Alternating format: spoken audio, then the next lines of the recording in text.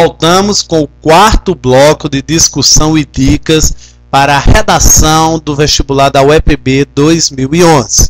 Nós iremos finalizar o conteúdo de cartas neste quarto bloco, analisando o outro tipo de carta que nós temos, que é o caso da carta aberta, da carta ao leitor, da carta denúncia, da carta protesto e do manifesto. Veja como se dá a estrutura desses tipos de carta agora.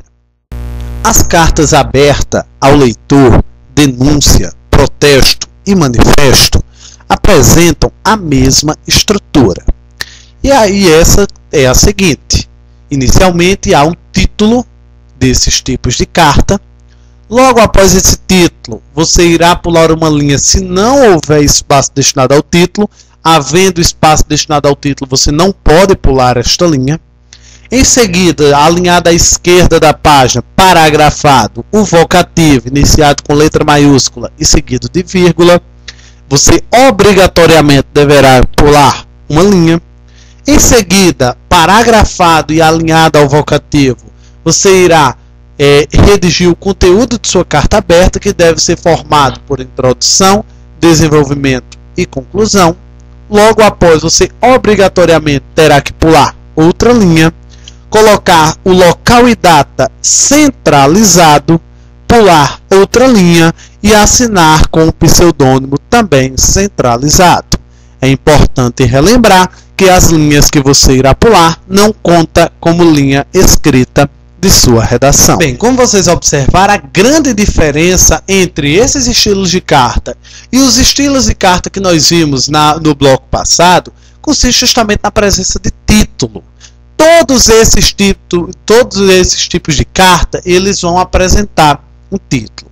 E o título ele deve ser destinado ao leitor. Por exemplo, se é uma carta aberta dirigida aos brasileiros, você deve colocar como título: Carta aberta aos brasileiros, carta denúncia aos brasileiros, manifesto aos brasileiros, ou apenas aos brasileiros. Você também poderá utilizar um título seu, um título próprio seu, desde que esse título ele tenha uma ideia de convocação, uma ideia de conclamação do leitor. Por exemplo, em busca da igualdade de gênero, contra a corrupção e assim por diante. Bem, a estrutura, como vocês viram, se vai ou não pular a linha depois do título, vai depender da folha de redação. No caso da folha de redação da UEPB, que vem um espaço destinado para o título, você não poderá pular essa linha depois do título. Nas demais folhas que não vierem o espaço destinado ao título, você deverá pular essa linha após o título. Bem, imediatamente a seguir, você deverá ter o vocativo, que o vocativo é o destinatário de sua carta. É importante você colocar o vocativo diferente, com uma expressão diferente da utilizada pelo título. Se é uma carta aberta aos brasileiros e você colocou como título aos brasileiros, você pode colocar como vocativo caros cidadãos. Agora não caros brasileiros ou caros cidadãos brasileiros. Por quê? Porque fica uma redundância, fica repetindo aquilo que você já colocou no título. Então, se você já colocou no título que é a carta é dirigida aos brasileiros, no vocativo você utilize outra expressão. Por exemplo, caros cidadãos.